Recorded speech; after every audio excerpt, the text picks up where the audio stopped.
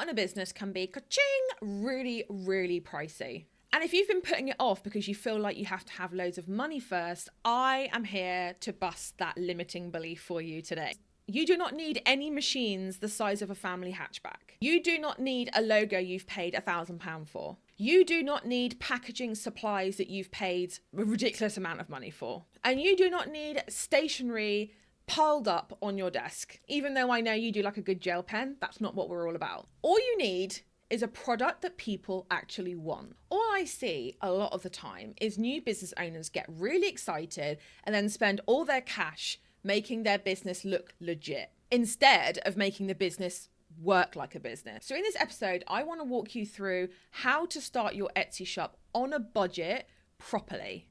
What to spend money on first, what to not spend money on first, and how to make your shop feel trustworthy and legit on a budget. This is the big myth that is costing beginners money. And that myth is, I need to invest loads up front to be taken seriously. You really, really don't. Buyers honestly do not care whether you spent £50 or £5,000 setting up. All they care about is whether the product looks good, whether they understand what it is, whether they trust your shop, and whether buying feels easy. That's it. They're not thinking, it's a real shame that the brand wasn't made by a professional, or it's a real shame that there wasn't custom printed thank you stickers. Like, they're literally thinking, is this what I want? Can I trust this? Will it arrive? Is it worth the money? So the whole name of the game when you start your shop is to spend as much as you can making your shop feel trustworthy, making it feel clear, and making your products sellable. So if I was building an Etsy shop tomorrow on a tight budget, I'd split everything into 4 buckets. And those 4 buckets are: first bucket, product; second bucket, proof; third bucket, presentation; fourth bucket, platform basics. So first of all, let's talk about product. Most of your money, of your startup budget, should be going into creating a product that is good enough to sell. Not perfect. As I always say, 80% of the way to perfect is done enough, okay? 80%, that's it. Do not get all perfectionistic over it. 80%. That is good enough to sell. That means materials, tools you genuinely need, and small test batches. That is it.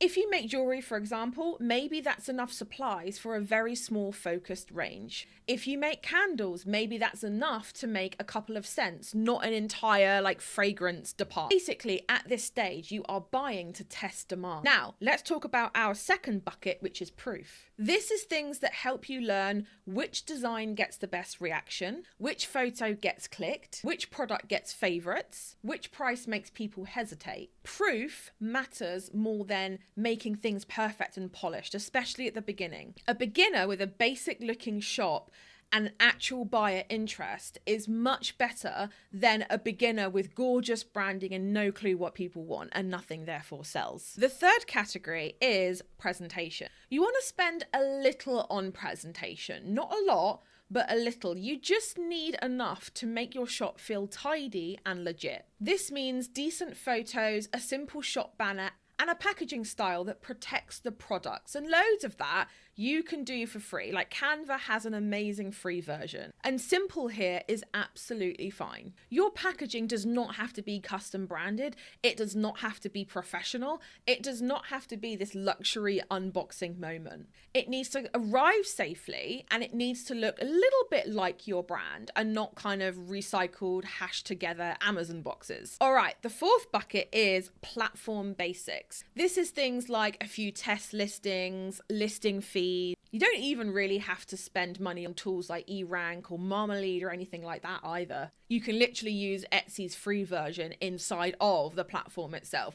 Or, hey, just use the Etsy search bar for now. And please don't listen to some YouTube bloke who says you absolutely need to have eRank and you absolutely need to have this tool. Please don't. I promise you, you do not need to have any of these fancy things, especially to start off with. Okay, this is where we are going to decipher what exactly we need to spend on first, especially as an Etsy beginner. So here is where I would put my money first. So number one is materials for a very small focus range. You literally want to start with the tiniest range ever. This will probably be your smallest range, especially when you first start, is the very first one that you make. Because being focused basically saves you money, and it helps Etsy and your buyers understand exactly what your shop is all about. If you launch with loads of different things and loads of different unrelated things, you make it really hard, to be honest with you, for buyers to trust you and harder for yourself to learn what's working. Instead of listing earrings, mugs, bookmarks, tote bags, blah, blah, blah, blah, blah, blah, blah, blah, blah,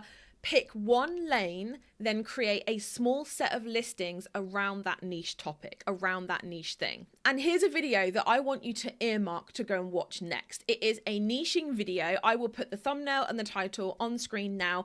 Please go and watch that next, because that is literally where, again, on my iPad on screen, I am going to walk you through exactly how to niche when you are a beginner. The second thing you want to spend money on as an Etsy beginner is better product photos. I'm not talking about expensive ones, I'm talking about better ones. Your first Etsy image, your thumbnail image, does a ridiculously high amount of the heavy lifting when it comes to you selling your product. Like, please never underestimate your thumbnail image. Please don't ever go, that'll do, because this is literally the top thing that sells your listings for you. Basically, it has to do three things. It has to stop the scroll, it has to show the product clearly, and it has to feel relevant to what the buyer is searching for very, very quickly. So on a budget, you want to spend time and maybe a little smidge of money on good natural light. I mean, this is obviously free, but you might want to buy yourself a little table or something to set yourself up near a window. Clean background. This can literally be like an A2 sheet of plain white paper. It literally needs to be nothing more than that. Simple props if they help.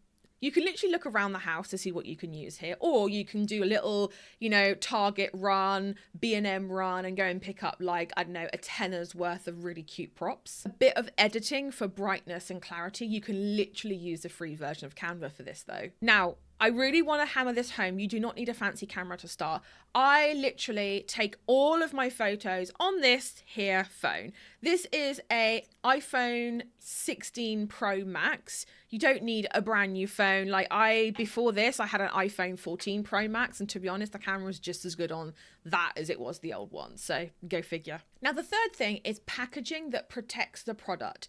Budget packaging has three jobs: to protect the product, to feel tidy, and to match the brand enough. That is literally it. Please do not sink half of your startup budget on branded this, branded that, and ribbon and tissue paper. You don't need it yet. Start simple. Use plain boxes or plain mailers. Tissue paper, if that makes sense, but go for the unbranded stuff. And a basic thank you card from Vistaprint if you really want one. The fourth thing is listing fees for testing. So you need enough budget, and I feel like this is a thing that a lot of people kind of forget about.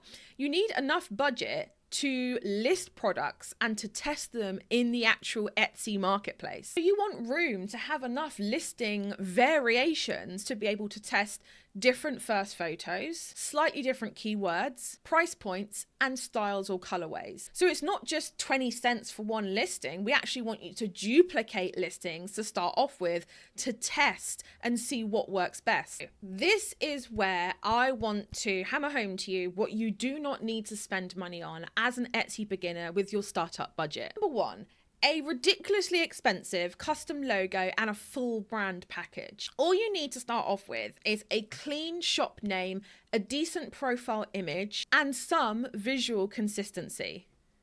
At the beginning, your brand is mostly going to be what you sell, who it's for, how clearly you communicate it, and also how the shop feels overall. Choose a couple of colors, pick a couple of fonts, keep it cohesive, move on with your life.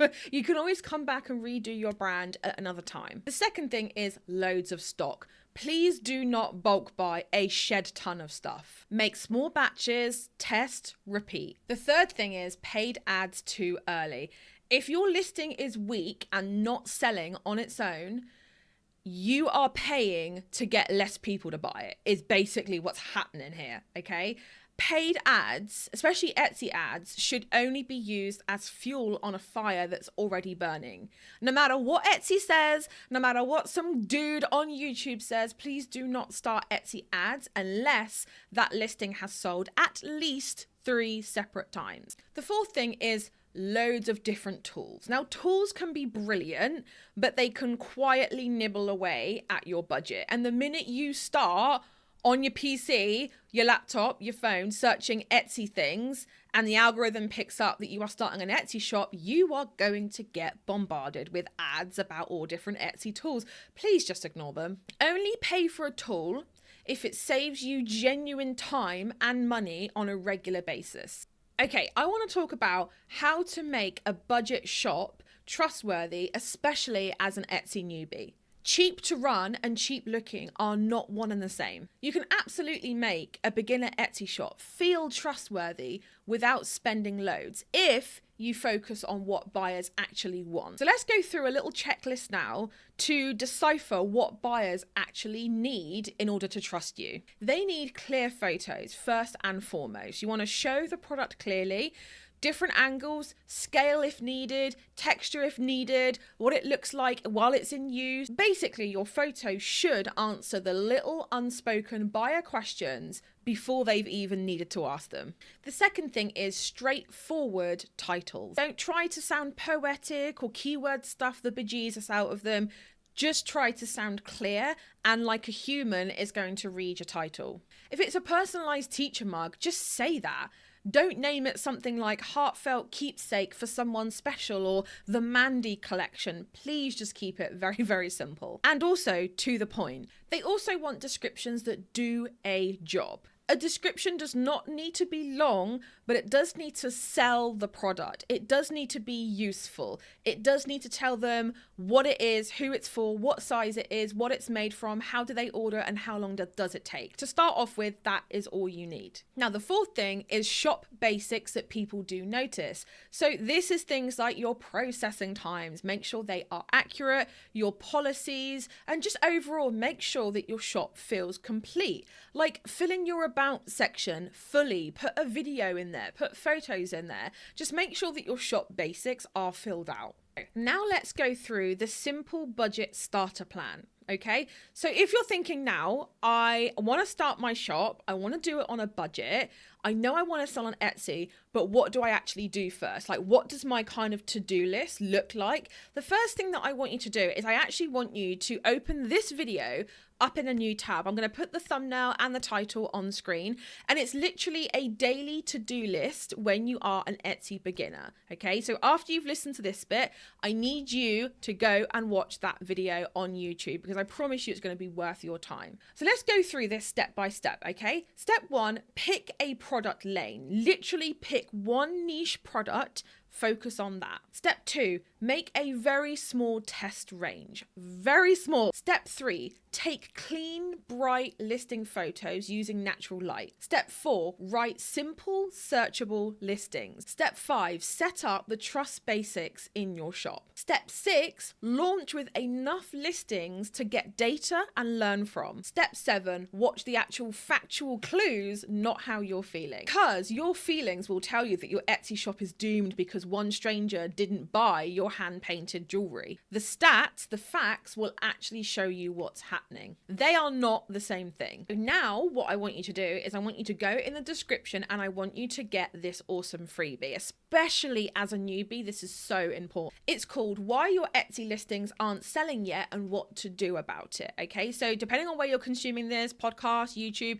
go into the description and go and get that freebie because it will not be free for long, and it's a 72-page book that I have written for you with visuals and drawings. Like, I promise you, if you hate reading, you're going to love this. And next, I want you to go and watch this video that I'm going to pop up on the screen now that talks to you a lot more about your to-do list when you very first start your shop. So for now, my loves, thank you so much for joining me, and I will see you all in the next one.